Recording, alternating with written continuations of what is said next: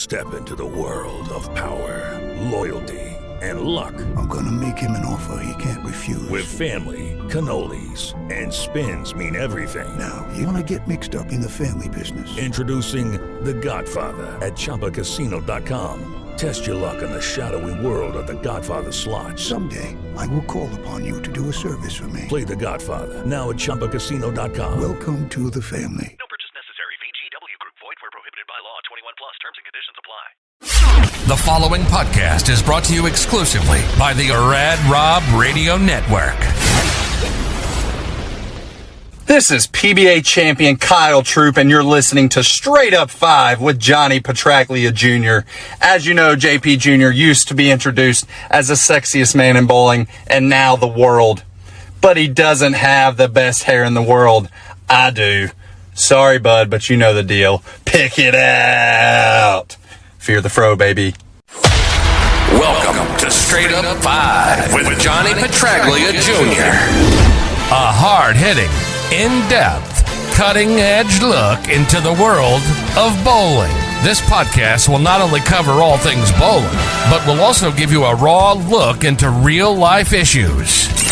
You'll get unfettered access into the mind of one of the most gifted bowlers of this or any other generation.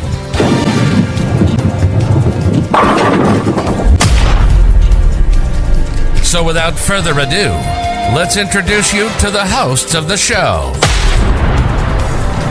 Rad Rob, Rob Francois. Rad Rob, Rob Francois. Dr. Ocho. Dr. Ocho. And the incomparable Johnny Petraglia Jr. Johnny Petraglia Jr. Hey guys, welcome back to Straight Up 5 with Johnny Petraglia Jr. I am Rad Rob, Rob Francois. You know it. I do. This is episode number 90. We have a very special guest this week. But first, before we bring him on, we must bring on our first co-host. He is the man with the shiniest mask in the world, the resident doctor of Straight Up 5, and still, quite possibly, has the largest arms in Ochoville. Good evening, Dr. Ocho. Quite possibly. Quite possibly. Matter-of-factly, yes. Well, I don't know anybody else in Ochoville, so it was an educated guess. Cindy Lou Who is in Ochoville. She does not have guns like these. She doesn't. You're right. Your fan club is already in the house. Everybody, well, the whole chat is the Ocho fan club. We already saw what's going on. We know Chuck Ritchie is a big fan, and we know Bear is also a huge Ocho fan as well. He knows. He knows. Also joining us is the man with the name on the marquee. He is number 7 in your program, or one in your hearts. He is the sexiest man in the world. Welcome, Mr. Johnny Petraglia Jr. Good evening, JP. Gentlemen, how we doing this evening? Well, better than you, pal. You want to let everybody know what's going on? I mean, for those that were at League on Monday, they already know what's going on. But about a year ago, actually, almost to the day, I punctured my the nerve in my back, my L5S1, 11 millimeters, and into my spine. And this past the disc is hitting the nerve, is what he meant to say. Yes, thank you for fixing that for me, Dr. Ocho. So for those reasons, this past Monday, my first shot of practice, I stuck pretty hard and I never fell, but I saved myself en route to almost, halfway between the dots and the arrows on the lane. And then, like the true champ that I was that evening, I tried my hardest to just finish all 3 games, and I made it through in complete agonizing pain. I mean, I was actually in tears for about 2 of the 3 games I was bowling, but I'm no quitter. So, but these last few days, you should have quit. Yeah, I know. Because these last 2 days, I'm paying dearly for it. Yeah. And but I wanted to make sure that as a courtesy to not only our fans, but to our extremely and very, very special Hall of Fame guest today, that I didn't want to leave all you guys hanging. So I made a promise to Ocho, our special guest, who I'll let Rob introduce at some point here, as well as Dr. Ocho. Told Ocho I couldn't even make it to his house today because I couldn't drive my car. So, which, like, he would come in a monsoon. He would drive here through a freaking tornado, a stampede of wild elephants if he had to. Like, that's I'm curious. Just Literally. because I'm already seeing him in the chat, I had a bowling lesson scheduled with Carl Buckley on Tuesday, and I had to cancel that as well. So just really, really trying to take it easy this time. And unfortunately, this position that I'm in, I can really only last for about 15 minutes, but then I got to get back on my back. So just wanted to apologize to everybody and make sure y'all are aware that it's not nearly as it's bad enough to I just want to take it easy tonight and get a good night's sleep. Well, we appreciate you being here, Johnny. And, whenever you got to bounce out, just let us know. It's all good. Yeah, absolutely. I am excited to bring this guest on. He is a USBC Hall of Famer. He has 30 PBA regional titles. He has 5 USBC Eagles and a plethora of awards and accomplishments. He is also the owner of 11thframe.com, which he writes for, Mr. Jeff Richgals. Riggs, good evening, sir. Thank you for being here. Hey, guys. You forgot the most important part, has been. All those things were a long time ago. They were a long time ago. And I had a gem in 10-year-old All-Stars in 1984, and I still bring it up. So we're the still there guys. Don't worry about it. I was 23 or 22 in 1984. Yeah. No, I was 0. Shit, you are that old. Yeah, Johnny was -4. No, I was born in 84, but not quite 1 yet. If you bowled against your dad on tour when he was still pretty good, I think that makes you old. So there I am. Heck yeah. Well, it's good to have you here, Jeff. We appreciate it. We're all big fans of you and your career and your work. So it's always fun to have someone like you on our show. Absolutely. Happy to be here. Hey, Rob, can I give you a quick backstory? Yes. 1990, December of 90. Is that a dig on Johnny? This will make Johnny hopefully feel better. December 1997, National Resident Pro Championships in Honolulu. So we get a paid trip out there. It was 2 years we went there, 97 and 98. Paid trip out there, and I was having some real bad back problems. Almost had surgery at one point. I went to a second opinion, and the guy got me on the right track, luckily. But I had to withdraw after the first round, and I spent the last 4 days of a paid Hawaiian vacation, almost basically paid Hawaiian vacation, laying in bed in a hotel room in Honolulu, taking muscle relaxants. By yourself. That ride home was about the worst 9 hours of my life. Oh, man. Yeah, I can't I imagine. feel for you. I know how it is. Yeah, man. That's. I mean, at least it's cold here, so there's not really much to do. This isn't Hawaii, but oh man, I can't even imagine that. So I'm sorry to hear that happened to you. That's a good story now. Rob, I'm assuming all the opportunities. I'm assuming you have a million things lined up for Jeff here, but while you have me here, I just wanted to say something real quick to kind of throw this out there for Jeff and actually get some more knowledge for myself while I am here. Sure. So earlier when I was reading the article and the literature on our main topic of discussion tonight, which is the newer string pins compared to the quote unquote carnival string pins. So obviously we've seen, Jeff, a lot of people, with their views that have actually never even bowled on them before, let's be honest. But the only time I've ever been on a string pin lane is at Rev Rates inside of Howell Lanes. Lane 5 has string pins in the Russo and Bone facility. And I'm assuming just because of how long Rev Rates has been there that they are the quote unquote the carnival kind. So when I personally bowl on those string pins, again, my opinion is a little bit skewed because I'm almost 40 and I'm more of a traditionalist in the game.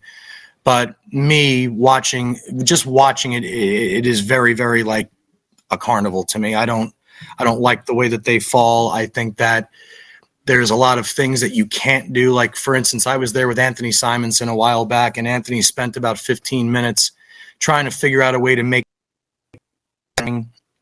as opposed to whereas like it's 1 in 100,000 chance when you do it on regular pins. So I think that personally I was very much against the original string pin, but you have come across a newer version, and I wanted to kind of just get a little bit of a feel of your thoughts on it to at least get it started while I'm still here live on the show with you guys. Sure. Well, my main experience originally was that tournament, if you recall, down in Florida during the pandemic in August of 2020 at Headpins Naples, which has, I think it's 24 lanes of regular pins and 8 of strings. And they were all the carnival strings then. And that tournament was sort of a test that they put on, and they had Couch won one of the events, and Walter Ray was there. They had all kinds of big name players there, and some big prize money. And it was, sort of to see what happened. And that I wrote a big story about it after getting all the contacts from guys down there and watching some of the live stream. And it was crazy stuff. I mean, it was not bowling as anywhere close to what we would call bowling. Matt Gazin famously lost the last spot in the stepladder of the one tournament when Verity Crowley made the 4-9 with a crazy bounce out. I think it was a 4-9, crazy bounce out and a string got it. And their strings were taking out the 10s. And so, I mean, I was of the opinion at that point, I would rather not bowl at all. I'm past the point of being a serious bowler now. I've resigned from staffs and everything. And I just do a little bit for fun. But if I was still a serious bowler, I would not bowl rather than bowl on those carnival ones. And carnival's just a word I came up with. Somebody can come up with a better one, but sure. To me, it's like the carnival game that you see. And then I heard about, the big thing was at the USBC convention, and everyone knows, I'm sure if you know my work, I'm the last guy that's a fanboy of Chad Murphy. But the headline of my story at the convention said, "In praise of USBC." I am 100% a professional journalist, and I call them as I see them. And I think that Chad and USBC handled that whole situation 100% the best way they could. Strings are going to take over a large segment of this industry, probably after I'm gone or, close to it.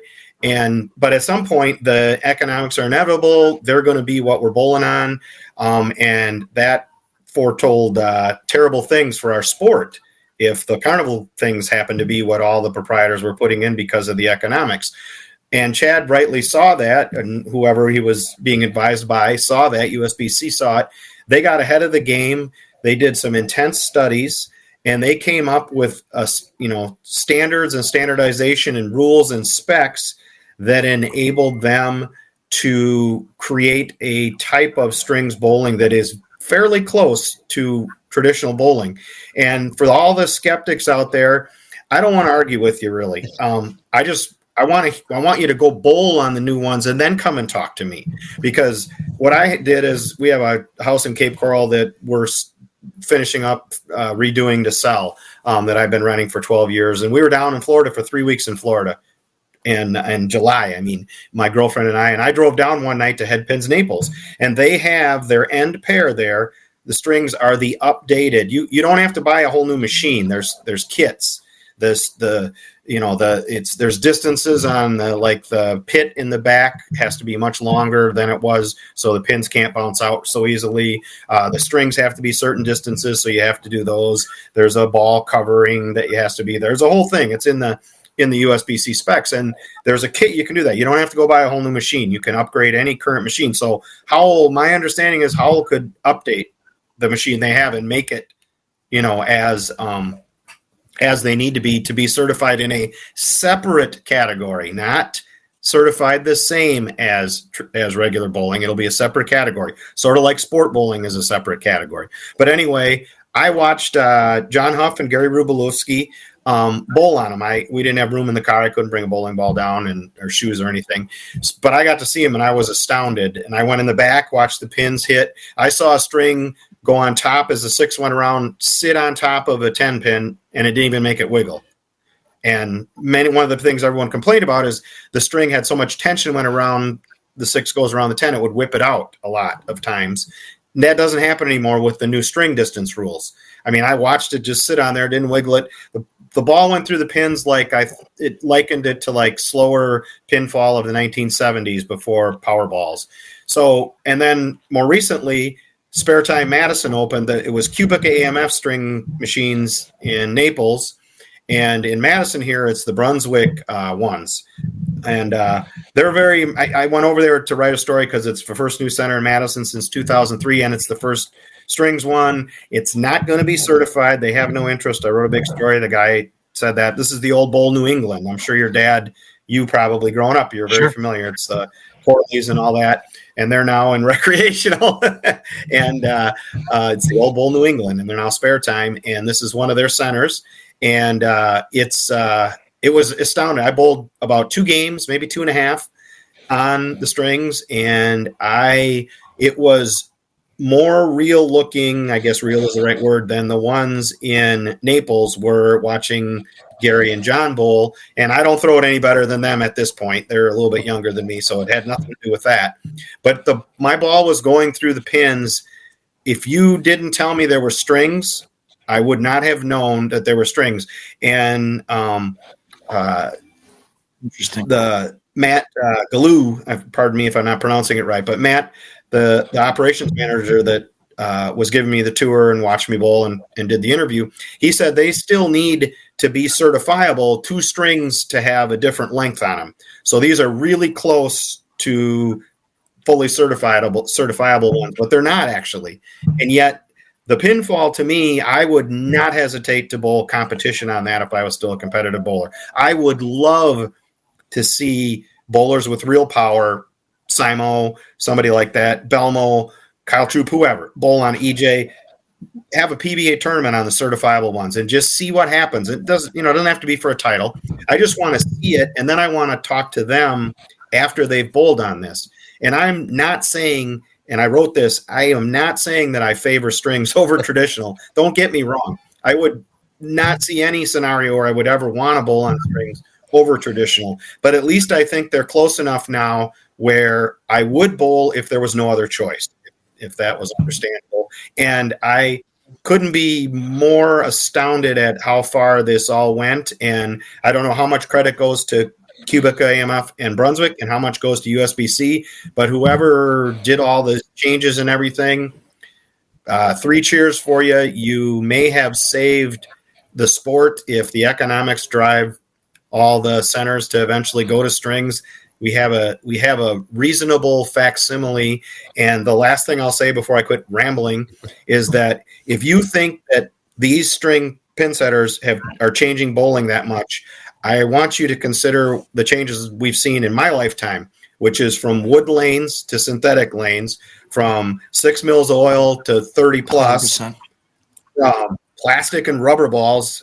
I'm in my 60s. I was using an LT48 and a yellow dot when I started, to urethanes and then reactive resins. All of those changes are dramatically more impactful on how bowling is now compared to what it was when I was a teenager and a young bowler.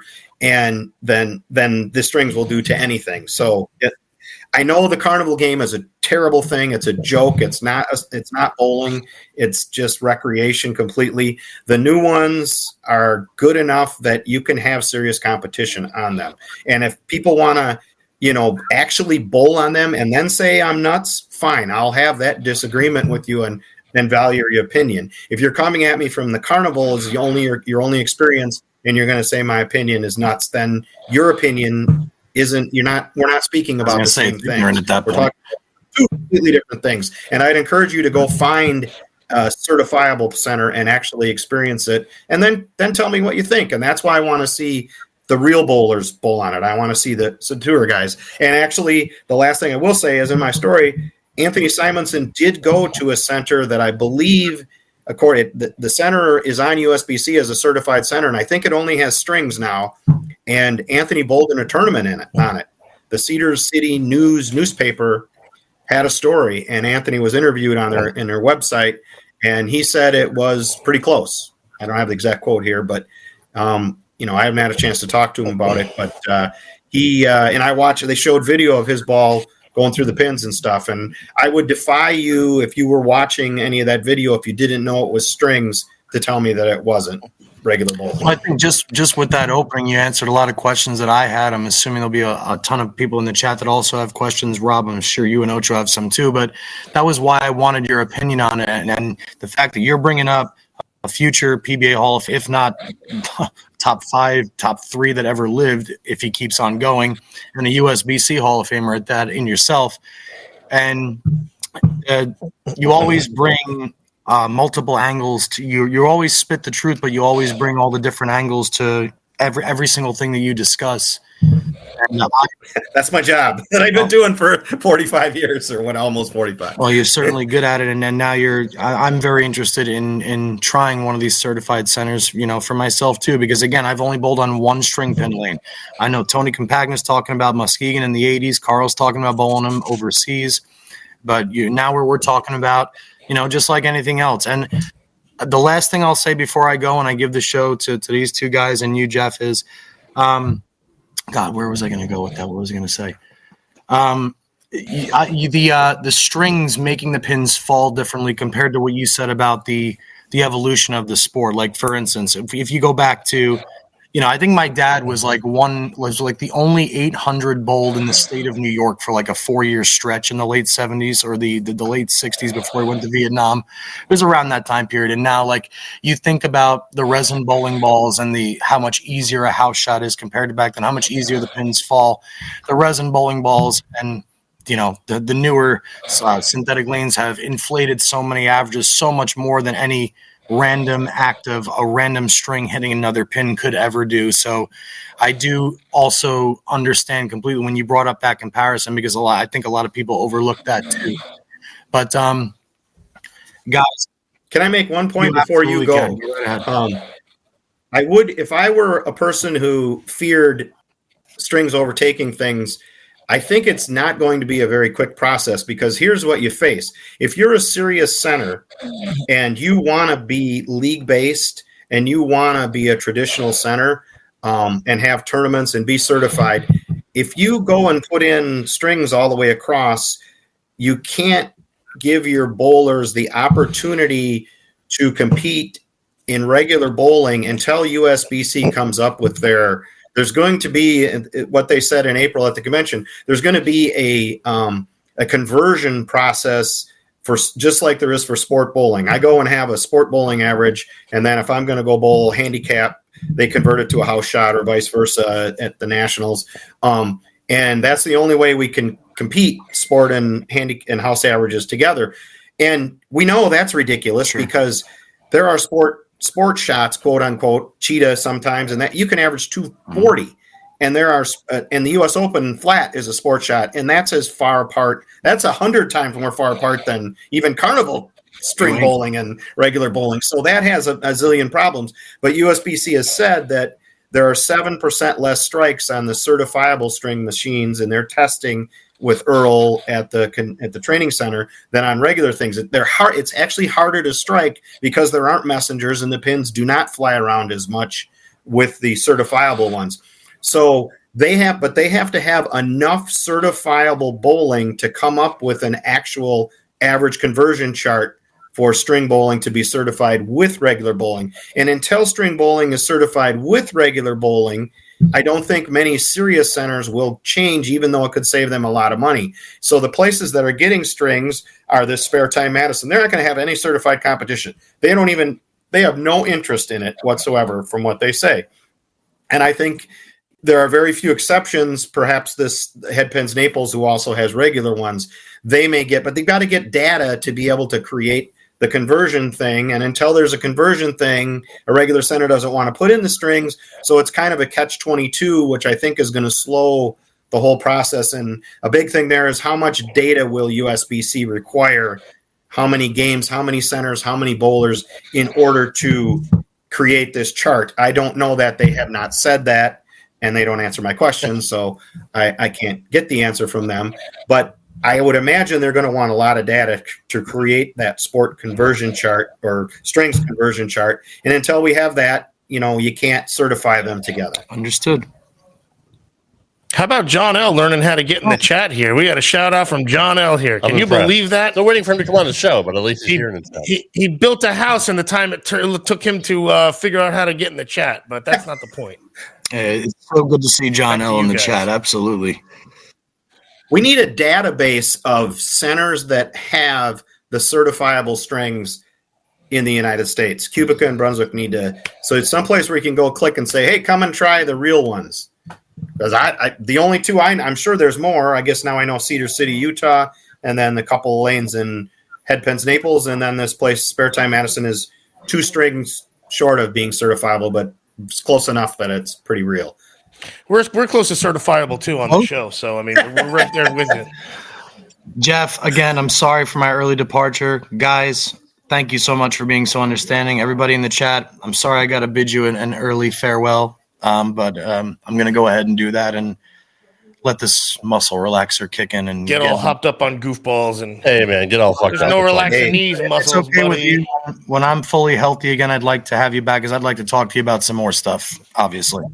Sure, anytime. All right. Thank you guys so much. Love yous all in a bit. All right, Take Johnny. it away, boys. I'll See be you, in the buddy. chat. I might ask some questions myself. Okay. Thanks, Johnny. Later, Boinks. guys. Boink. So Jeff, I don't know if you watch the House Bowling on YouTube or if you're friends with Packy Hanrahan, but his home center had switched to strings. And from watching his videos, to me it looks like it's what you're talking about with a newer technology, because the pinfall does look pretty, I don't want to say usual to free fall pins, but pretty close. I would think now, is that the Union Center or whatever they call it at Wichita State, Yes, or it is it a? Yeah. I would assume that if if they only put them in recently, I would assume that the coaches there are smart enough. I know they're smart enough, Steel Smith and them, to go ahead and get the ones that would be good. I don't know it for certain, and I have not had a chance to watch. I only found out that Packy had videos like that in the wake of this story about Spare Time Madison, which was a week ago or 10 days ago or whatever that I wrote. And I haven't had a chance, but I want to go watch some of Packy's stuff and hear what he had to say. I'm curious. I think I might have just caught somebody posted a clip of it or something, and I saw him rolling on it. And now that I learned that it actually is there and he had some serious action on it, I'll have to check it out. I'm very curious. He's got the power. I want to see, does he throw messengers around? And the way I saw the way with the deep pin, not the pin deck, the pit. They're so deep on these new ones. They're so far back that even with the long strings, they don't get any bounce back. Right. So I can't imagine someone making the 710 split or any other split, bouncing them out on what I saw at Headpins Naples and at Spare Time Madison. Now maybe Eugene McCune or Kevin McCune, one of those guys, but it's kind of a physics thing. That pit's so deep and it's a long ways for it to bounce out, and it just doesn't have a lot of tension because the string's so long. It's the tension in the shorter strings, I think, that caused all the it'd be like a bungee almost, right? it'd be obviously it's not recoiling like that, but it would be a little more whippy once it gets to the end. That's what they're trying to avoid, is the bungee-like effects. Exactly. Bouncing Because then you can have one pin take out 14, like at Great Adventure or something like that. I still call it Great Adventure. It's not Six Flags. I don't care what it's still a Great Adventure to me as well. Yeah, it's a Brunswick house, Jeff. So I'm assuming it's the new Brunswick technology. That's just a guess on my part, but so that would be the same ones I bowled on at Spare Time Madison, and it looked, when my ball hit like a flush strike, it looked just like a regular flush strike. It wasn't as slow as what I saw in Naples with the Cubica ones. And like I left a 2-pin where the pins came off the wall to take out the 4, 5, 7. It looked exactly like how you leave a 2-pin in regular bowling. I threw a Brooklyn Runaway where I left a 5-10 that looked exactly like it, where the head pin kind of bounced off the wall a little bit, but didn't get to the 5. And I left a washout, and I just missed making it, but it shot like it would normally back towards I didn't cut it enough. It went back maybe towards the 9-pin, but it would have made it if I would have cut it a little more. So I could see that the washout was makeable, but it just shot by it and it was gone into the pit, and that was it. So those were the kind of shots that to me looked, real quick, what would just normal. What would happen if you're shooting at a washout and your pin right-handed? I assume everybody knows that, right? So you're hitting it on the Brooklyn side of the head pin.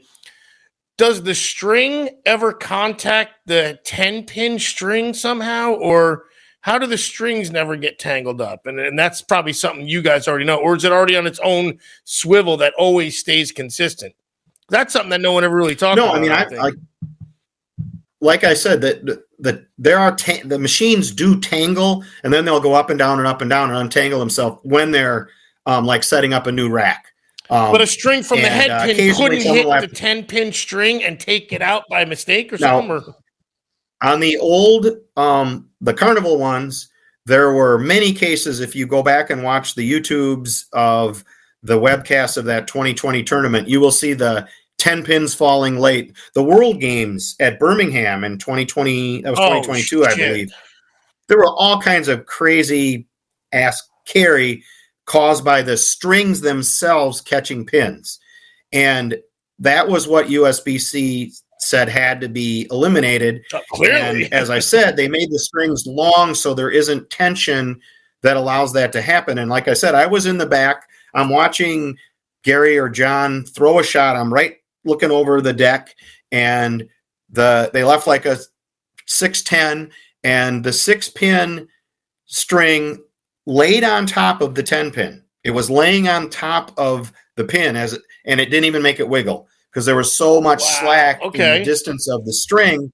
So without the tension, which happened with I assume the shorter strings, without the tension, it can lay on there, doesn't knock it over. So I don't think that would happen. It didn't happen with the 6 into the 10. And maybe if I had wrapped that head pin around the washout. That's what I'm thinking. You overcut and then it goes around, and then that's all I was thinking of. Like just I'm thinking of the mechanics, not of the pin, but of the strings that are attached. But again, I guess it has to be fairly exact too. I don't want to see that. No, exactly. That's my point. I mean, my understanding is that kind of stuff's been eliminated with the new rules. And if it hasn't, then I'm going to come down real hard on that. I wish I would have cut one that way to see if it could happen. But I haven't seen anything like that happen in the 2 experiences I've had. Now, those are limited experiences. I want to see more, obviously, but I'm just telling you what I've seen so far. Leave it to the doctor to figure it out in like 5 seconds. Of course. Yeah, way to go, Oach. So, obviously, Jeff, if this wasn't going to be the future or taken seriously, then obviously Brunswick and AMF and USBC wouldn't put the money into it to create better technology. It would just be what it was. It would just be the Carnival stuff. So, by them sinking all this research into it and money into it, obviously, this has to be the way the sport is going to be going. It probably to save money, by the way, too. This is what this is going to do. That's the idea. This is 100% economics, and within those economics is the dying breed of pin setter mechanic. That's a story I want to do. And it's a time suck of a story, but it's worth my time if I can find the time to talk about, from every proprietor I ever talked to, everybody in the industry, one of the key things they all bring up, can't find a mechanic. Doesn't matter what I want to pay. There aren't enough out there. No one's training them or enough of them. And I can't find one. My guy retired. We have here in Madison, like one guy is the mechanic for like 4 centers and sort of they're kind of have an alliance or whatever. And he helps all these centers because there just aren't enough mechanics. And so that is one of the industry's biggest problems. And the string things are so non-complex, simple, whatever adjective you want to throw at them, that I've been told you can train a guy behind the desk in a couple hours one afternoon, and they can fix pretty much anything that comes up, unless there's some sort of breakage of things. But they are, I've been in the back. They're so simple. It's astounding. I grew up in an AMF center, used to help tear the machines apart every summer. I know how complex they were with, pin jams, and, there are no off-spot pins in string bowling. When they get set down, they're really close all the time, and they do not. We bowled a senior city tournament. We had a lane that something was going on. We had like 5 or 6 pin slide off-spots, deck jams in our singles and doubles. Time delays, pain in the butt for the people that had to run in the back and fix it, slowed us down. That's not happening in strings. And from what I've seen, and I mean, that's just a small thing, but it's one of those things. And I can see when I was back there that anybody could be taught to handle anything except some sort of catastrophic breakage of some of the parts or something like that, which there's nothing you can do about that. One good point that has been brought up is if you don't rotate the pins, the pocket pins, the 1, 2, 3 are going to get much more ball hits and wear out. And I don't know how that in the long term will affect pin carry. David Leverage brought that one up, and a couple others have too. Don't the pins die off after a while when you hit them? Like they kind of lose their impact because you keep blasting. Yeah, I don't know. So there's a simple fix for that. You're a certified center. Yeah, the rule is you got to rotate your string, your pins around to untie the knots, tie them back up, move them around every 6 months or whatever, every season, whatever it might be. I mean, just like if you're going to be no different than rotating your tires, obviously. So, same concept. Yeah. I'm glad you brought up the topic of the mechanics, Jeff, because that was my next question. So I'm glad you brought that up and answered that. My question is, what holds the pins up in the air? I mean, obviously strength, but I mean, like, how do they get them back down and group together and back in the same place? Just by simply picking them up and they just fall in line? Yeah, it's a contraption thing. It just pulls them up, and there's holes that kind of make sure they're all in their right spots. And the one thing I watched that I found that I was real concerned about, because we all know the Brunswick machines are notorious for a guy can go by and fix all, and so they're all setting them on spot, and you come back a week later and the 3 pins got the pocket either wide open or super closed, and you're like, how the heck? And it's just one of those things that happens. And I watched these strings, and they came down, and they were 90% or 95% on spot every time that I was sitting there watching. Now, it was not a long sample. I don't know if over time they get far off spot. I don't know any of that because I've got a small sample. But what I saw, they were setting closer, and the racks I saw at Spare Time Madison with the whole center, I looked a little in the private room I was in, the party area, and they all looked I didn't go, whoa, I would need to re-rack that. Right. If it was a PBA tournament, I was like, I'd be re-racking that. So Tom Milton, he'd be taking his re-racks just for timeouts from what I saw. So obviously it would speed up the game because you wouldn't have to wait for re-racks like we see a lot on TV. We've also been... Yeah, although I think most re-racks on TV are timeouts. Yeah. Anyway, but... Now, it's not often that they're on spot, I don't think. Yeah. And we've all been through the fact of, pin setters putting the pins down, they'll fall out of the rack, or, one of them knocks a pin over and you got to get them to reset it so you can shoot your spare. Obviously, that won't happen anymore. What I am concerned about, and this is just from a purist standpoint, is the PBA actually taking this seriously. And, will we see in 5-10 years the PBA make this part of the sport? Not just a separate category, but literally we're all going to be bowling on the same machines. Do you ever see that? Well, I wrote a story last year. An analyst had interviewed, I think it was Tom Shannon, was one of the I'm pretty sure it was Tom, or one of the high Bolero guys. And it was explicitly stated, or maybe it was in one of their filings or something. But I wrote a story based on this analyst's report. And in the report, it said Bolero's goal is to become an all strings company. Wow.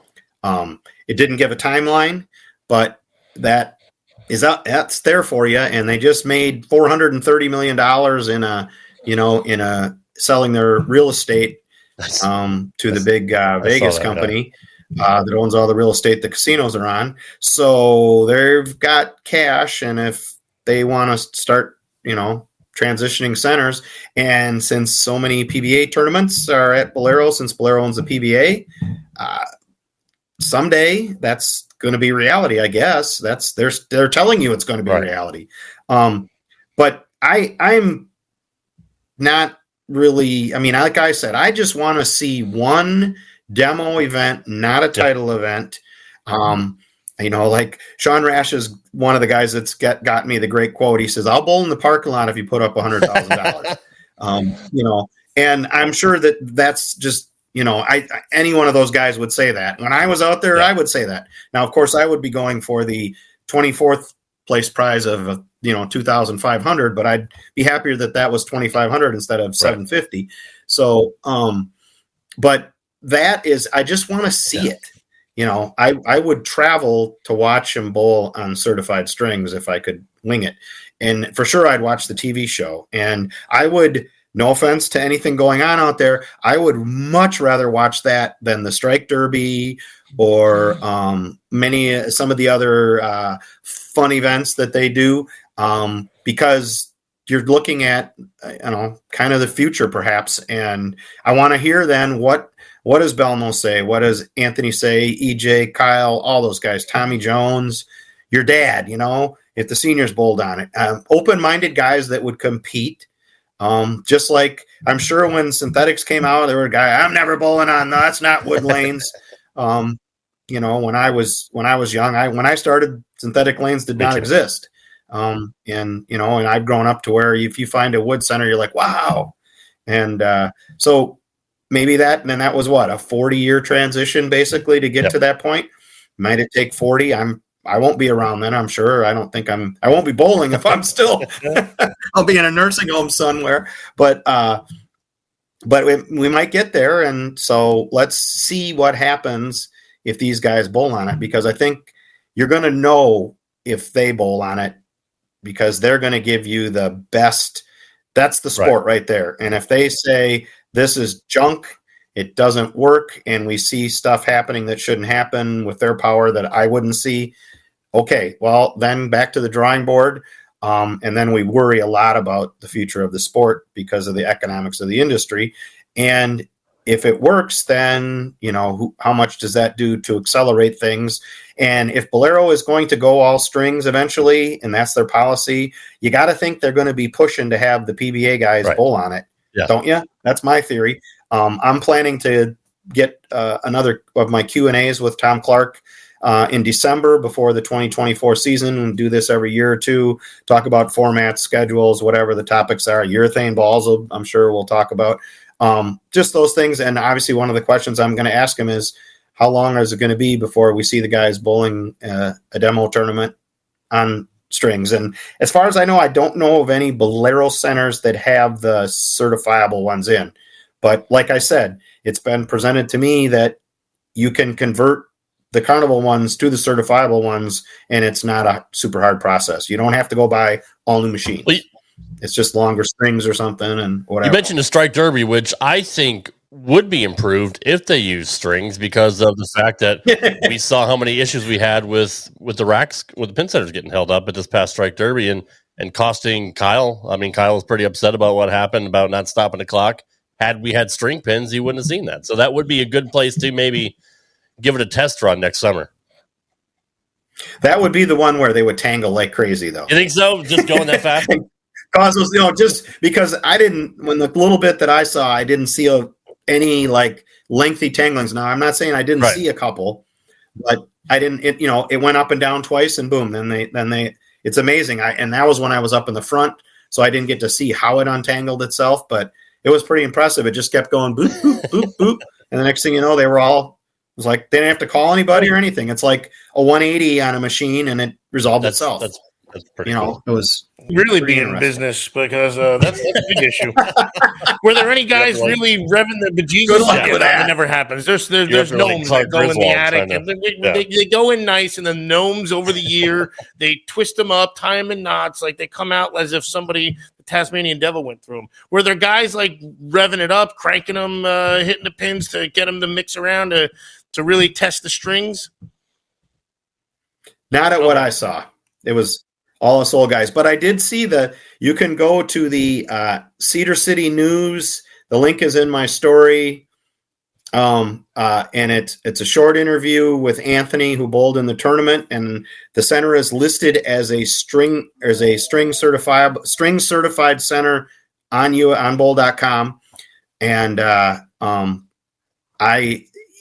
watched his ball, and I didn't. He said there was a couple messengers, but I didn't see any in the video. But I saw his ball striking, and it would look just the same going through the pins on some flush strikes. And it was a legit lane pattern too, because I saw the scores and they were really low. So I'm intrigued. This is an interesting site. It's Cedar City, Utah, which is kind of, if you're coming through Colorado and driving down to Vegas, it's, up St. George, and Cedar City, Utah is on, I guess that's I-15, I think. Speaking of Vegas, actually, no, not speaking of Vegas. I want to talk about Reno for a second, just to kind of switch gears, because I am curious about your success winning all those Eagles. What was it about the stadium in Reno that you were so good at? Well, I only won one Eagle there, but we had several near misses there, where could have been 3 or 4 there.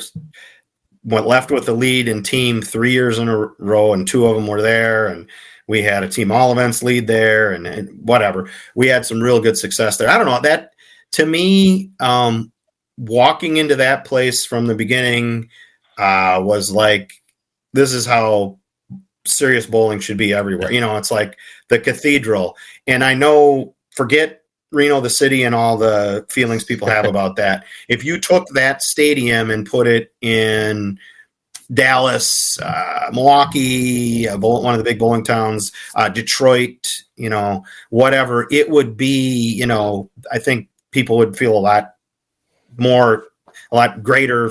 It would be the mecca of that area, basically. That'd be the go-to. Whereas it's just an old average Joe over here in Vegas or Reno or against the bowling stadium, of course. Roy Munson. Right, and then you have all the. Yes, I was just going to say that. And then you have the movie Kingpin. Son of a. You have that history there that kind of ties that. It got immortalized in the movie in Kingpin, and like for me, the Resident Pro Championship was there for years, from '99 to, and then it became the team trials or PBA Tour Trials, and it was like a dozen years there. I bowled in that. I bowled in a World Team Challenge National Finals there. Super Regionals were there with the team with the National Resident Pro, and then all those years of the Open Championships being there. So there's tons of history with that place from when it opened, and the 95 Open Championships was the first big event there. So there's just a lot of history there, and it was cool to go back there this year. And I have our team back together for the first time since, 16, I think was the last year. So we bowled like a bunch of old men are going to bowl most likely. But it was fun. And, and I always liked Reno just because, as much as all the problems were there, I liked being able to, you'd fly in, you don't need to rent a car, you get your free shuttle down to your hotel, and you walk. You walk to beer bars, restaurants, the casinos, and the stadium. You never have no hassles that way.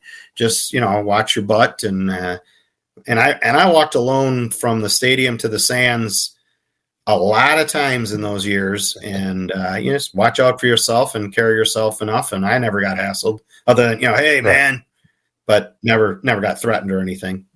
You had so much success with the USBC. Had you not injured your wrist, do you think you would have had a better run on the national tour in the PBA? Well, I don't know. That's the thing that I'll always, that's something I came to terms with a long time ago. I don't want to be super egotistical. I know how good I was, I think, and I know how good I wasn't.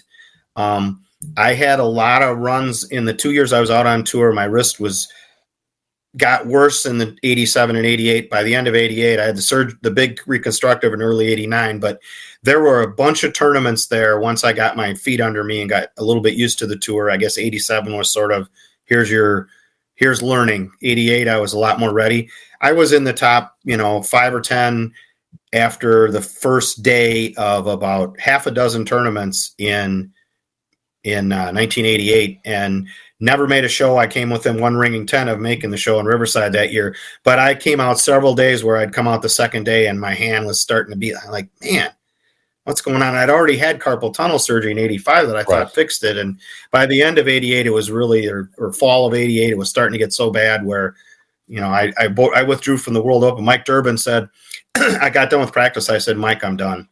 I said, my hand shot. I'm going home. I'm going to save my hotel room tonight. I don't know if or when I'm going to see you again, but I'm going to the doctor. It's gotten really bad. And he said, oh, if you don't show up at roll call tomorrow, it's $100 fine. And I said, Mike, I'm 2 hours from home. I'm seriously injured. I can't bowl. I would be a bad look for you and a bad look for PBA and a bad look for me if I were to bowl. I said, and I can get out of the room tonight already. I've saved myself $60 there. If you want to find me, that's fine. I got to go home. And that was one of the few fines I ever got. I just drove my way home. And the next thing you know, I was with the best hand surgeon in the world. He really did fine you for that? This is now I'm crushed. I'm crushed. He wanted me to show up. If I recall, he wanted me to show up for roll call the next morning. And I was in a pretty bad emotional state. Yeah. I mean, he was going by the letter of the law. And I respect that. He wasn't going to give me any break, but I just didn't care at that point. I was in a very bad emotional state. I was looking at my bowling career. Right. You're at a crossroads in your career right now. You're wondering what the next step is. Like, I don't blame you on that. Take care of you, man. That's a Yep. And we were fine. I mean, I had no hard feelings at all. I mean, it was about a wash. It cost my sponsors $40 or something because I got out of the room and went home to Madison, which was only a couple hours away. And I was off all of 89. And my surgeon told me before he cut into me, he said, I'm going to do this. You're going to be able to use your hand to be a newspaper reporter. You'll be able to write, type. You might be able to bowl recreationally. I don't think there's hardly any chance you'll ever bowl competitively again. And I won the surgery was February of 89. I won a local tournament in January of 90. I won my first regional. I made a top 5 in a regional later that year. And in 91, I won 3 regionals. And every time I get a little clipping for about 3 years, I put it in an envelope and mailed it to him. And I said, I always told him, you didn't give yourself enough credit.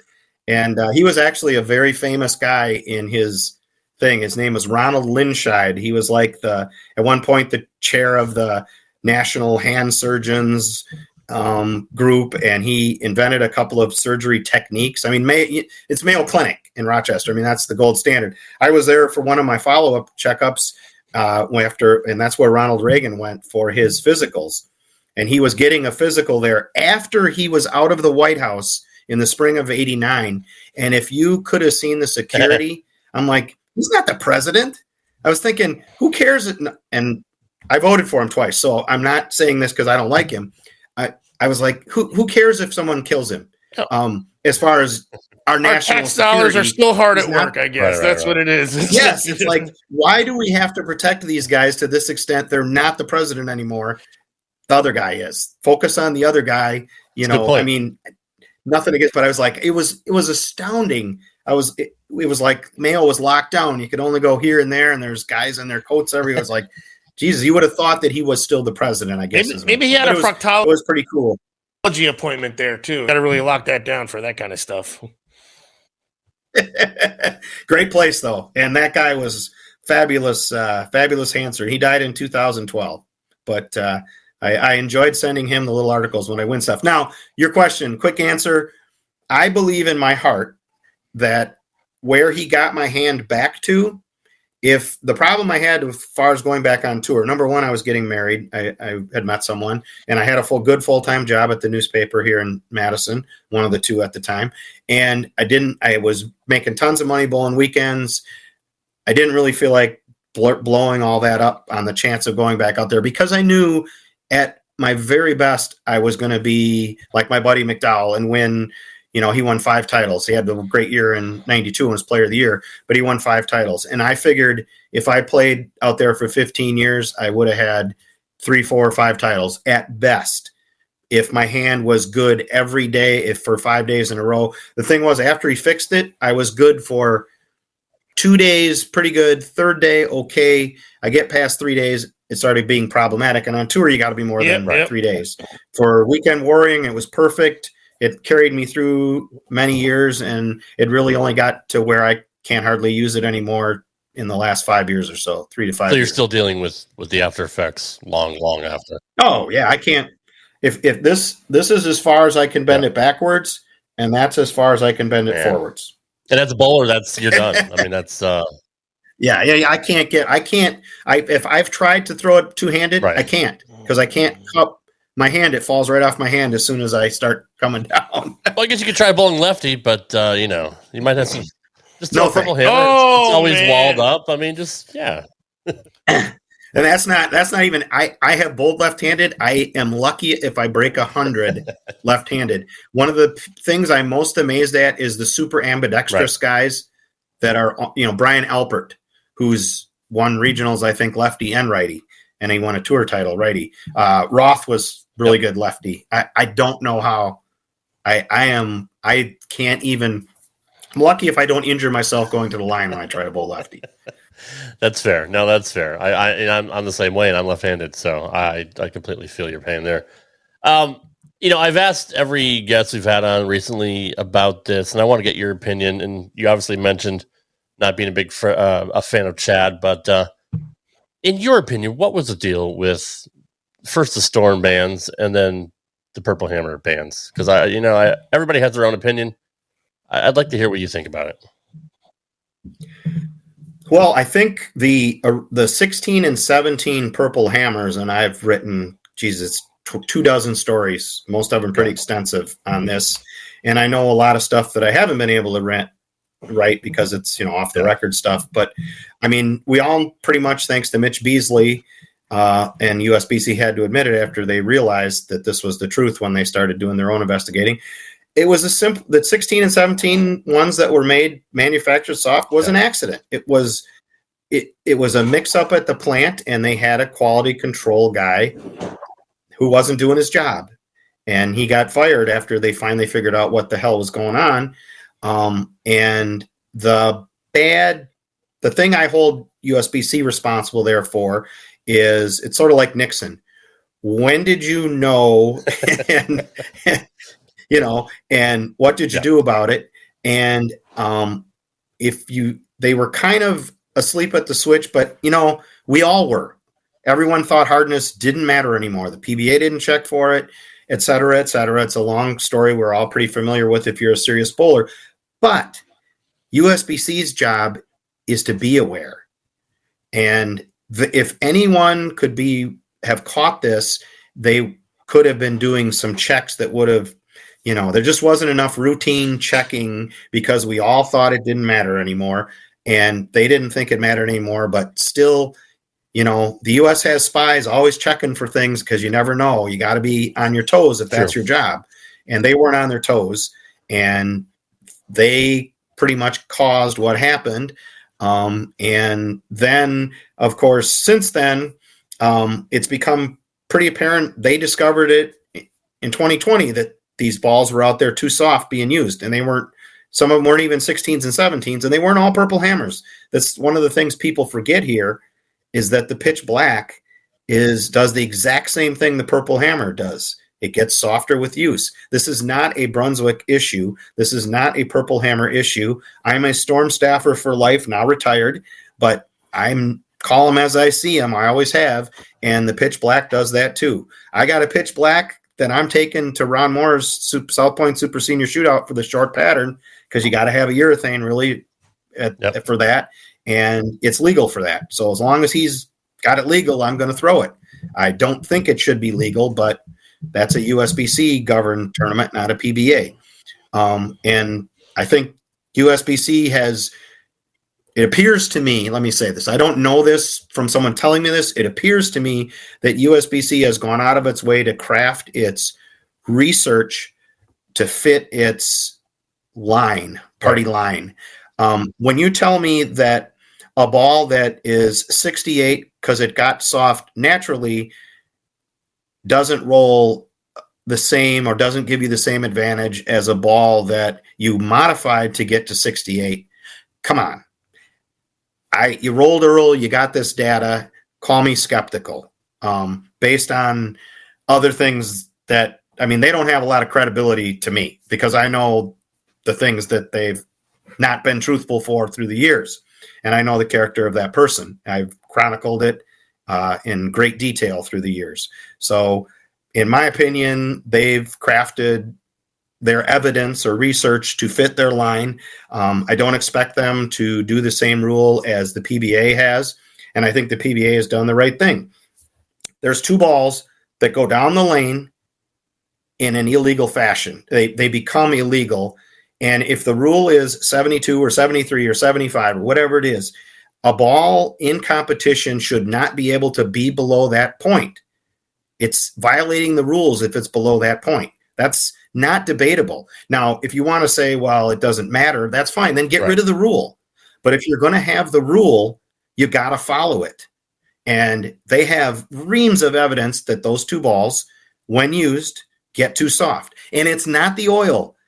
Neil Stremmel said in the research, they rolled it down, and it actually was down the approach, is my understanding. But they rolled it in a place where there was no oil, and those balls got softer in their research. So it isn't the oil, and it's that they get softer. So more power to Brunswick and Storm, or actually it was Ebonite and Storm, for coming up with this. And I guess it gives you an advantage if you're a high powered player. I suck with urethane, but I generally suck now anyway. But the bottom line is that those balls become illegal, both of them. And I think that the PBA has crafted the right rule based on the evidence that they've accumulated. And I would be fine if they just threw the rules out too and said, okay, make your balls as soft as you want and just let the manufacturers have at it. Because physics is going to give us a rule that, or a barrier. I mean, they're not going to make a 20 hardness ball. It's going to go in the left gutter 20 feet down the lane. So people will, reality will create a rule effectively that it doesn't make sense to have one softer than this. That's the other way to do it. That kind of lets everything. And I understand USBC doesn't want to set that rule and then go around and tell every Joe Blow, oh, you got to give up those balls. They're illegal now. Got to take them out of your bag. And the Storm stuff, the 6-ball thing, I'm sure is what you're referring to. I had 3 scientist types in the big story I did, explained it to me. They got together, came to me. They said, here's what happens. And it's pretty clear that Storm did something different with their polishing. And the durometer hardness is a measurement of how far the thing goes down. And it was adding a point or two of going down of softness based on that polish that was on there. Because all you had to do was take those balls and take the polish off, and they didn't read illegal. And as soon as you used them, they didn't read illegal because it burned the polish off. If you sanded them and took the polish off, they didn't read illegal. It was not that the balls were softer. It was that they were reading softer because of whatever Storm did with this polish. It was ridiculous based on the evidence that was accumulated that USBC did that.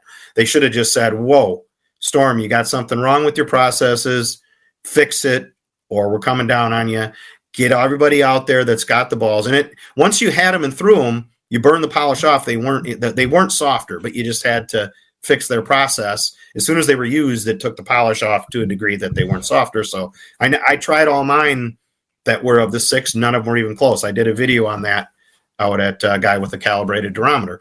So that was kind of silly. And conversely, the pitch black and the purple hammer, if you take them down, like you use them and you take them right down with 500 and behind the black curtain, they test too soft.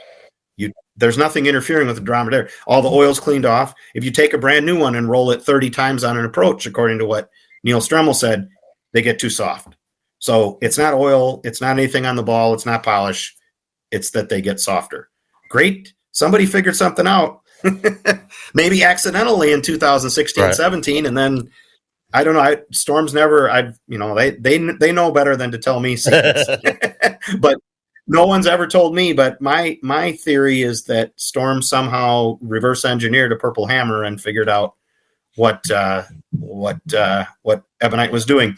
And I should mention, you guys, the tragedy last week kept James from coming on. And I know he was on my thread saying that he's got people who make the urethane saying that. Well, I'm pretty sure that the urethane that he's talking about, that these chemists or companies that talk to, I don't think that's the Purple Hammer and the Pitch Black. I think got something a little special in him.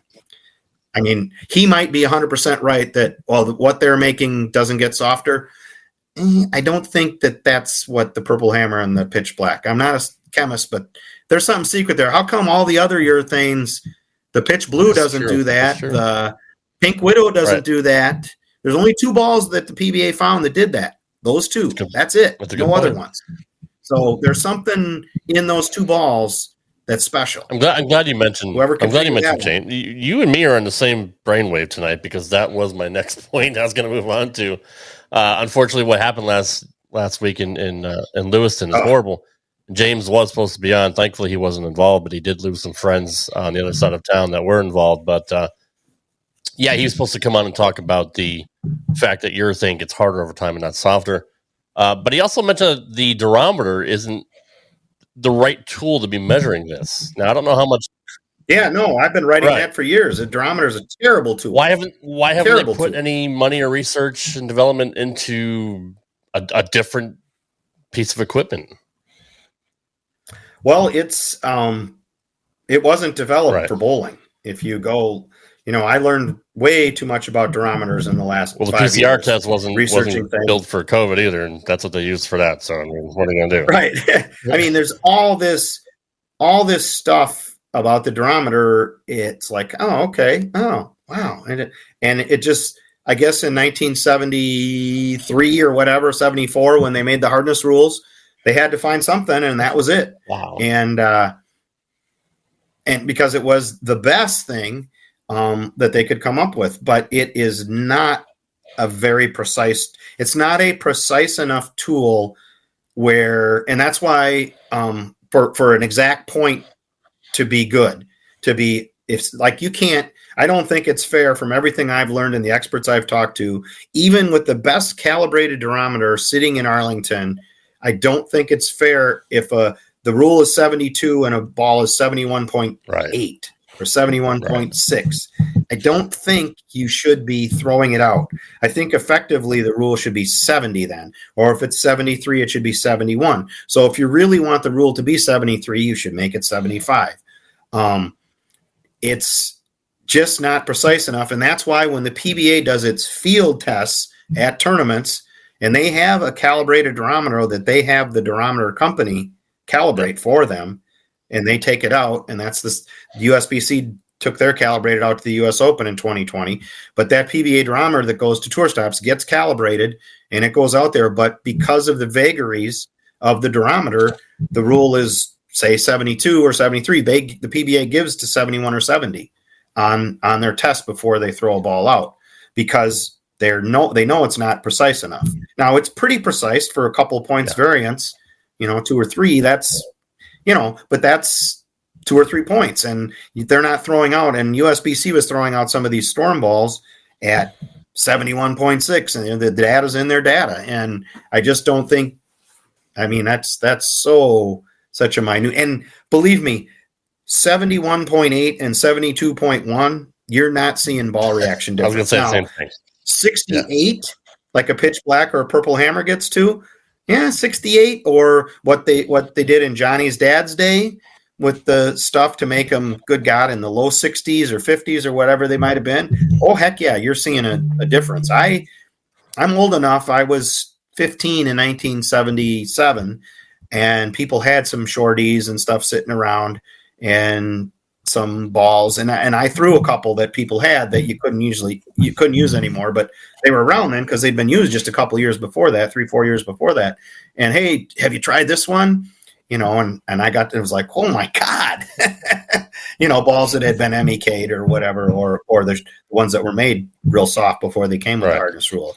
That enough points of difference. You see a massive.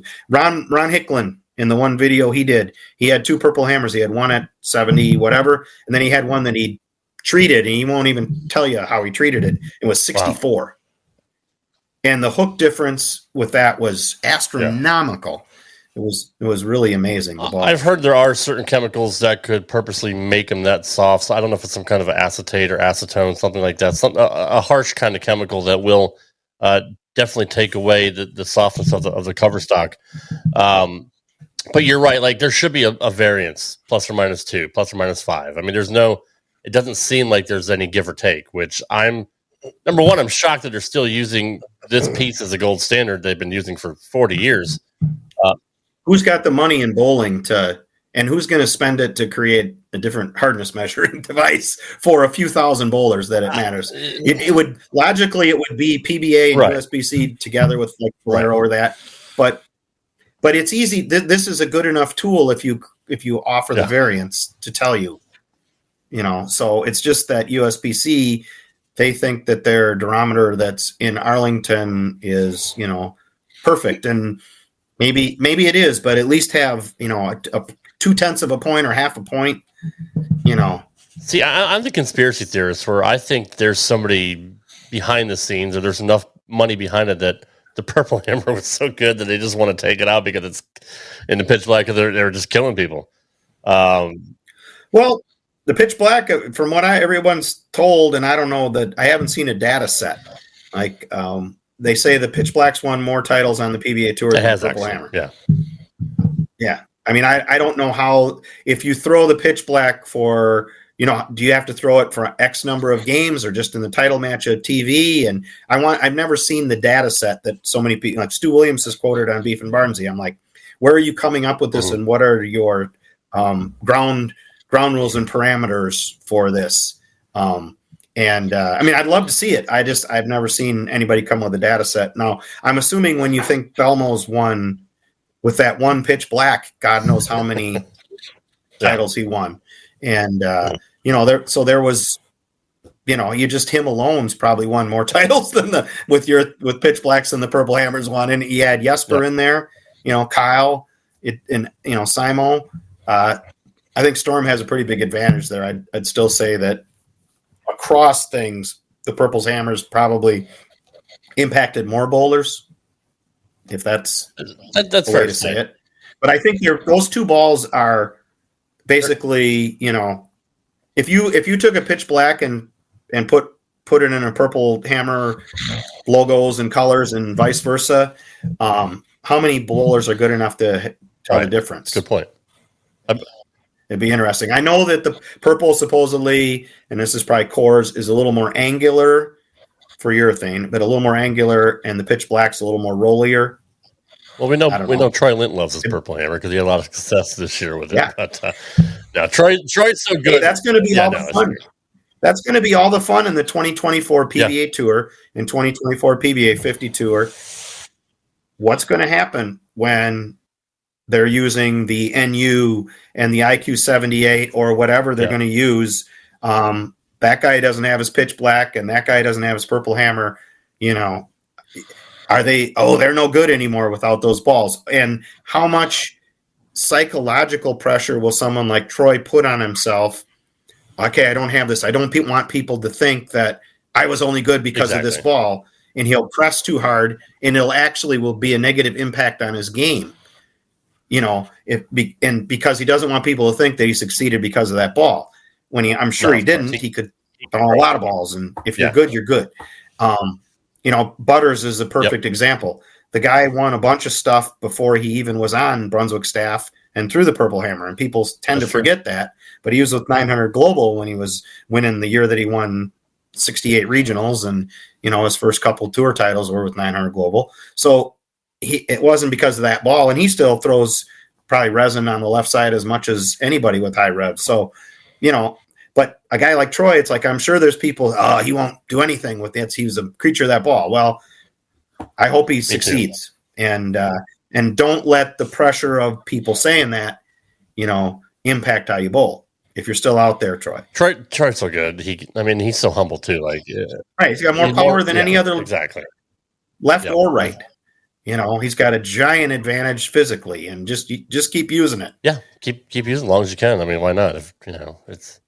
It'll be interesting to see what happens next year if any more edicts come down or they just make up rules on the spot or on the fly. I mean, who knows? It's changed. PBA has not been off the cuff. No, that's true. Rules. USBC has. They have been very cautious. They waited a long time to make their rules different than the PBA until they finally felt like they had to because they had so much evidence. And this rule that they came to this year, the data they have is extensive. Yeah. It's a lot of testing over more than a year.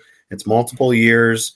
And they've Tom Clark, believe me, he's said that in several interviews with me. They did not want to have different rules than the USBC. They don't want to be the governing body. Bolero and the PBA does not want to be the governing body of anything.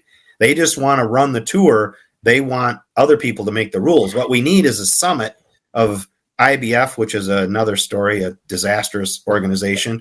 But if you ever reformed IBF for real and could have IBF, USBC, and PBA sit down and let's just make a rule. And the trouble is that's always out there is trying to tell people, oh, sorry, you can't use that ball anymore. Joe League bowler that paid $170 for it. I know.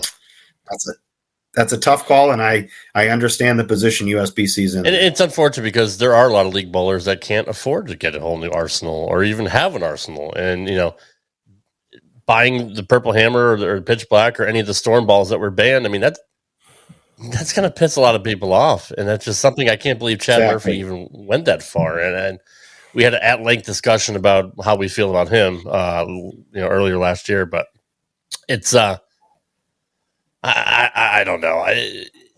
The waters get muddied when you have like the USBC, is it the US Open that they both cross promote? Yeah, US Open and the USBC Masters. Those two tournaments are part of the PBA Tour on Fox. So, and of course, the thing and this is part of my questions for Tom in the Q&A, which rules are they going to use for those two tournaments? They're for a PBA Tour title, but they're USBC events. And I'm not sure. The last I looked, those two tournaments at bowl.com did not have their 2024 information up there, their rules. Correct. And all that. So when it gets up there, well, I guess we'll tell. Now, historically, it's been USBC rules all the way through to the TV show. And then the only thing that was different on the TV show was that PBA product registration rules applied. So someone could wear non-product registered shoes and throw I don't know, what would be a ball, lane one or some ball like that in the Masters and qualifying in that and make the show. On the show, you couldn't throw that ball. And that was because that was part of the TV contract, which was the property of PBA, and the product registration is for the PBA, for the TV deal. So you're asking companies to product register to pay all this money so their equipment's on TV and guarantee everybody that didn't pay can't get their equipment on. And then you're going to have this other tournament that, basically USBC had to agree to follow product registration on TV. You can go find your own TV contract where your show isn't on network TV. Right. Which, we've seen how USBC does there. They get CBS Sports Network, so 10,000 people watch instead of 1 million. Exactly. So that was the smart thing for USB. But this is a whole different ball of wax here. This is totally different rules. This isn't product registration that is open to anybody you can pay and be. This is, okay, can these balls be used or not? And a whole tournament. Are you going to let somebody use a 68 Pitch Black or 68 Purple Hammer and then, sorry, TV show, you can't use that ball? That's performance issue, not registration issue. Right. So that's an interesting question. I've been waiting for the USBC Masters and US Open rules to be posted. And I think entries open for those tournaments on the 15th, maybe. I think I saw somebody post about. So I assume the information has to obviously be up by then, which of course is the day I'm flying home from Vegas from the South Point Super Senior Shootout. So won't have any Wi-Fi for a few hours. Well, we hope you do well in that. It's good to see you kind of get out there every now and then and still throw it around. Taking Susie on a tax-deductible trip to Vegas and seeing a bunch of my old buddies. Well, that's even better then. Ocho, anything for Jeff as we wrap it up here? I'm sorry I didn't do this enough. That's all. Jesus. I'm telling you. But we got a lot more shows coming up, and it'll happen again. I'm curious. I mean, obviously, I don't have a hardness problem with here, so whatever is made out of the Purple Hammer is not made out of these biceps. So that's the other issue. I'm telling you. I'd love to bring a new dynamic to this smart conversation. Well, I am happy to see that Bowl TV will be involved again next year. They do such a fantastic job, especially with Truck Richie Jr. in our chat, one of the commentators for Bowl TV, and I always love watching their work. To me, do you think Bolero? Actually, I don't want to blame Bolero. Do you think Fox should put more into promoting bowling? Because it seems like, I don't want to say it's an afterthought, but compared to everything else that they broadcast on their networks, bowling seemed to just be part of the resume. I think they do a better job than ESPN did. That's true. Well, yeah, that's fair. I don't ever recall hardly ever seeing commercials for the PBA Tour in in other sports that were on ESPN. Right. Now, Fox occasionally does throw a commercial up and a promo. But I mean, they could certainly do more. I mean, how much would it do to run one 15-second ad every NFL Sunday game? Sure. That said, hey, next Saturday on or next whatever the next tournament is, next Sunday on Fox or on FS1, maybe it's on that day later in the day or something. Next on FS1 Monday night, if it's the World Series of Bowling. Don't forget the PBA Tour and show Simo or EJ or Belmo or Kyle with show some Bayside wackiness and right. Don't forget to tune in, catch the greatest bowlers in the world here on Fox. 15-second thing like that 20 million people would see. Right. If 200,000 of them spent 5 minutes at the start of the show, that's the kind of thing. And I would love to speak with somebody.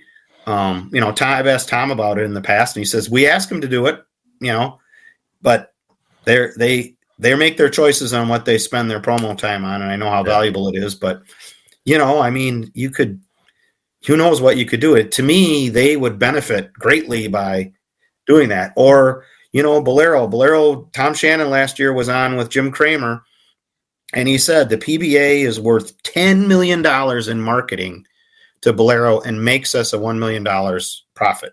Wow. So, okay, if it makes you $10 million in free marketing by owning the PBA, what if you took $1 million of that and spent it on some of those little promos?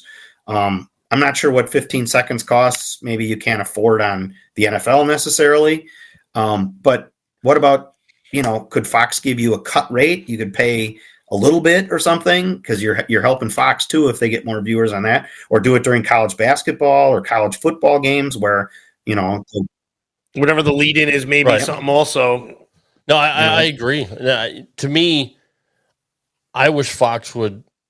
I mean, the marketing thing is one thing. It is what it is. To me, when the shows are on, I want to learn more about the bowlers.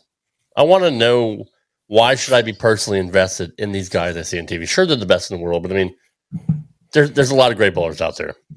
But I want to know more about them. What's the story? Give us the story. Give us a story. Give us some intrigue. Give us some backstory. Tell us something that happened. Like Bo Burton used to be great about talking about something that happened during the week, during qualifying. That was a cool thing or a cool stat. But and they would do some profiles every now and then. I want to see more of that from Fox. I mean, if they're going to put it out there and they're going to promote it and they're going to invest their time and their airtime, which obviously is valuable, whether it's Fox or FS1, tell me more about why I should be invested in watching this program. Why should I be pulling for Kyle Troop?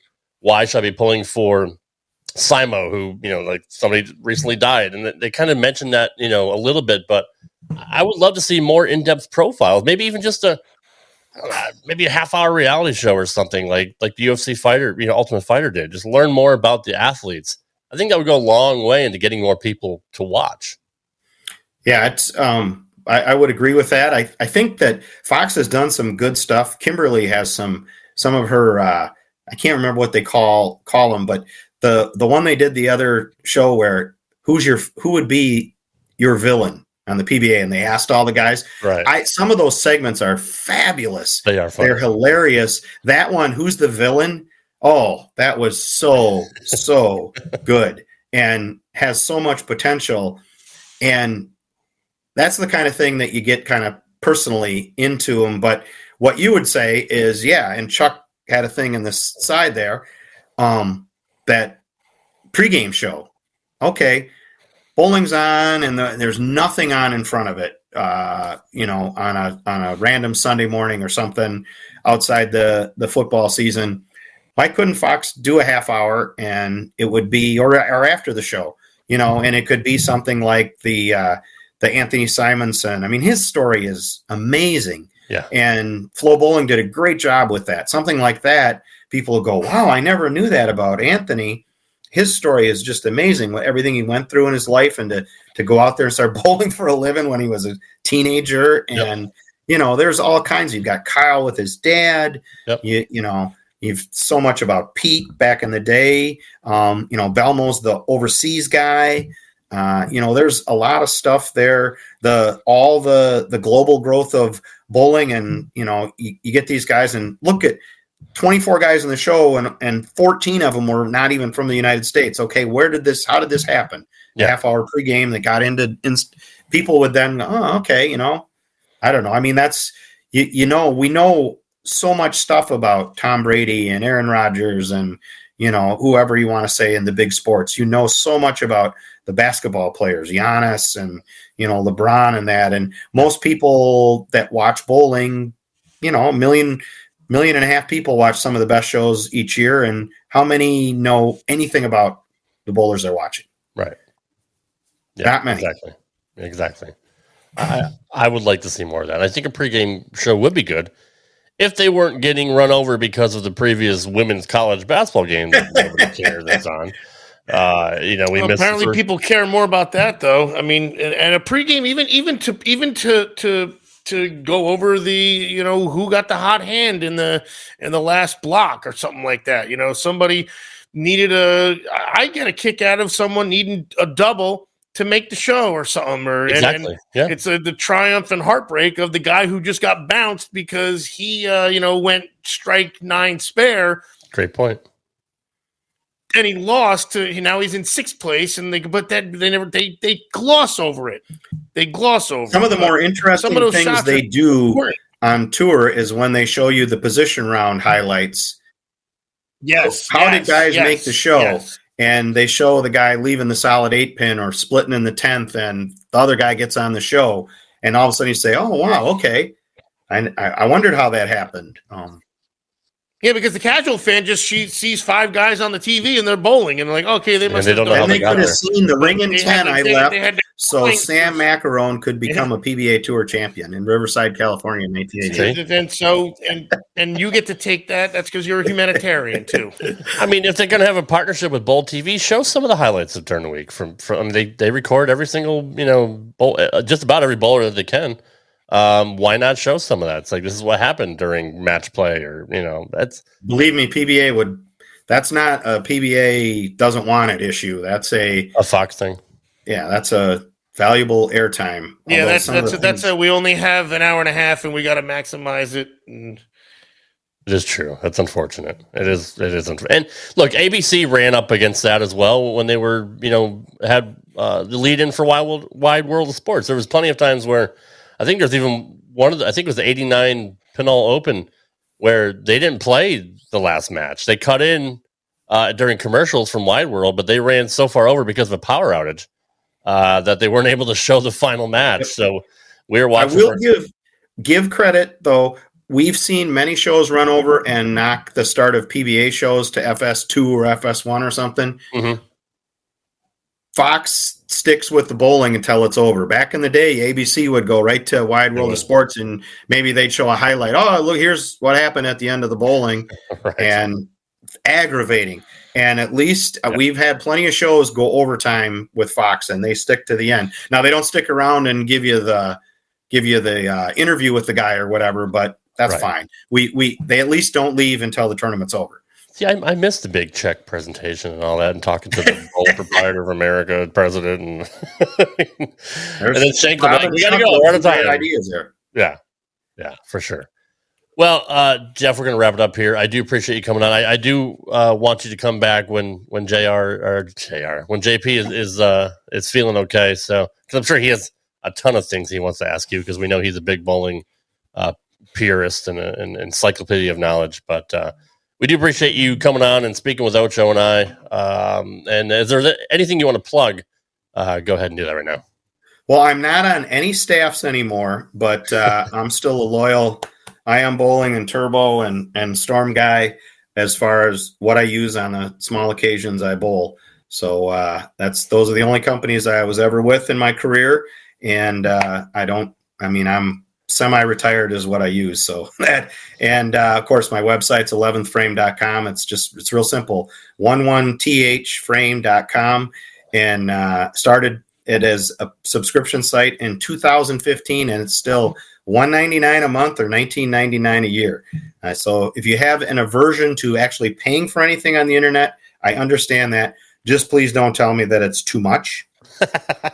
Yeah, that's fair. And I love 11thframe.com, and I'm glad you've had so much success with it. And Brooklyn Rob was in here talking about his article about how he'd like to see more backstories from bowlers too. So his idea of the reality show that would be huge. That would be cool if somebody would do that. And honestly, there's so many great stories. Bowling has so many dirty, the action and all that stuff. Everybody's got some kind of story that's making you shake your head, and they could dig up a lot of great stuff that shows, bowlers are every man, and we're the people, and there's so much there that they poker playing and Joe Stillman types and that sort of thing. You could come up with so much stuff there. Maybe someday. Well, I know they wrote a book about Ernie Schlegel and his the stuff that he went through with action and all that, and the mob, and that was an interesting. It was John Mark Manzione's book. That was a great book. Yes, very, very good book. So yeah, I'd love to get Johnny's dad on here and just kind of talk off the cuff about stuff that he saw back in the day, because I'm pretty sure he saw some stuff that nobody else would ever talk about. But I heard when I first went on the PBA 50 tour, I sat one time with Roy Buckley, and Sutar and a couple other guys. Buckley has had stories. The fake heart attack guy, that's a famous story, and guys with guns back there while action was going on. No thanks. Yeah, that was the guy that was damned if you do, damned if you don't, right? If he wins, he wins, but if he loses, or he lost if he won, he had people, because the money was on he the had other deals guy. or whatever, or people betting on him both ways, so he faked a heart attack. Yeah, that's a great story. He wouldn't even have taken the vig either. He would have legit lost no matter that's what. Amazing. That's absolutely incredible. Well, Jeff, thank you so much for coming on, sir. We appreciate you. Your stories are great. You're an eloquent speaker. We had a very good time talking with you tonight. Hey, anytime. I enjoyed it. I got all these podcasts, and I try to watch them all every week. We're up past my bedtime already, so I'm usually watching them on replays, but I do watch it. I got the 3 a.m. alarm for work. Well, good, sir. Wow. Holy shit. Yeah, Ocho just getting to bed around that time. He's I know. I'm usually kicking my third lady out of bed by that point. What are you talking about? Thank you, Jeff, for coming on. We'll talk to you next time, buddy. All right. See you guys later. See you, Jeff. Appreciate it. Ow. Wrap it up, Rob. Okay, sure. There he goes. Shout out to Popeyes. Shout out to JP Jr. as well. For those of you that may have jumped in late, you didn't see him earlier. He is dealing with another back injury similar to what he had last year that kind of put him up for a few weeks, or a few months. Hopefully it's not that bad this time, and he'll be back next week. But Ocho and I are pros. We carried the show without him, as we normally do. This is probably Ocho's and I don't know, 600 to 800 show that we've done together overall. I don't know, maybe. What's your Twitter, maybe. Ocho? Or what's your X handle, Ocho? No idea. No idea. Okay. No idea. What's my X? This is your X. Who's your X, actually? The line is large. That's all I know. Follow Ocho on X or Twitter, whichever you want to call it, at the Dr Ocho. And I am at Rad Rob Gaming. And poor Johnny with the back injury. He's still on X, even though he never gets on there. But you can follow him anyway. It is at JPJR07 on X. We're hoping to have James Goulding on next week. Did you just fall asleep on air?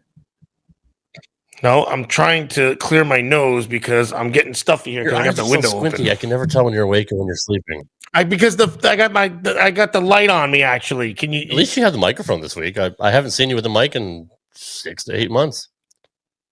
That's because we've been doing the duo. True. That's true. Hopefully the dynamic duo will be back together next week. But until then, guys, I'm not sure what the hell we're going to do next week. We may have a guest, we may not. I'm not sure. But we do appreciate you guys coming up here every week. Thank you for all of your support. And thoughts and prayers go out to Ocho's sinuses. See you next week.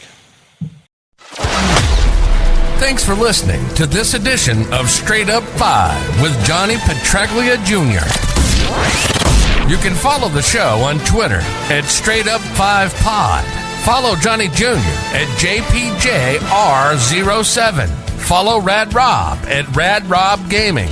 And follow Dr. Ocho at the Dr. Ocho. Got a question for Johnny? Send your questions to straightUp5podcast@gmail.com. We'll see you next time for another edition of Straight Up 5 with Johnny Petraglia Jr. Right here on the Rad Rob Radio Network.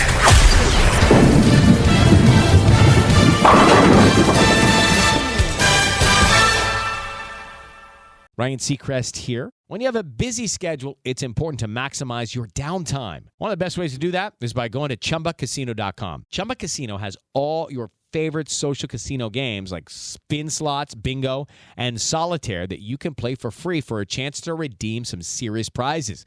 So hop on to ChumbaCasino.com now and live the Chumba life. Sponsored by Chumba Casino.